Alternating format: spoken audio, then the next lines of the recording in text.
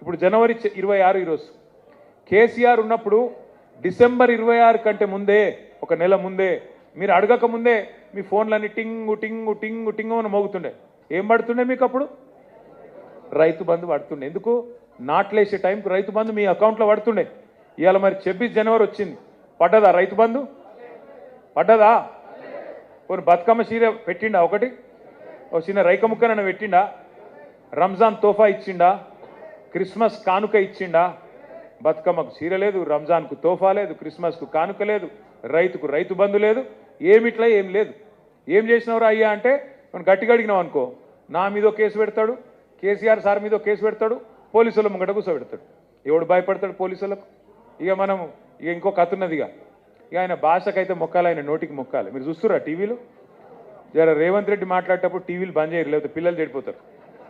ఆ బూతులేంది మనకు రావా? తిట్లు మాకు రావా? కానీ ఇట్లా మాట్లాడచ్చా ఒక ముఖ్యమంత్రి? కేసీఆర్ను తిట్టుడు తప్ప ఈ 2 ఏళ్లలో ఏమన్నా అన్నాడా కేసీఆర్ ఆయనను? ఈ 2 ఏళ్లలో ఒక్కసారి ఆయన పేరు తీసిండా? మరి ఎందుకు తిడుతున్నావు కేసీఆర్ను? నీకు పాలన చేత కాకపోతే వెనకటికేవడో ముఖం బాగాలేకపోతే అద్దంబల కొట్టిండట. నీ ముఖం బాగాలేక అద్దంబల కొడితే ఏమవుతుంది నీకు?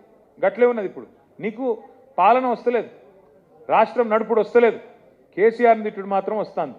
ఇక గట్టిగా మాట్లాడినాం అనుకో, మా మీద కేసులు పెట్టుడు, బూతులు తిట్టుడు, గదొక్కటే వస్తుంది. ఆయన మీరు గట్టిగా అడిగిరు అనుకో, ఏమైనా రేవంత్ రెడ్డి పటేలా మరి జనవరి 26 వచ్చింది, ఇంతవరకు రైతు బంధు దిక్కులేదు, ఏం సంగతి అంటే నీ గుడ్లు వీకి గోటీలాడుతా అంటాడు.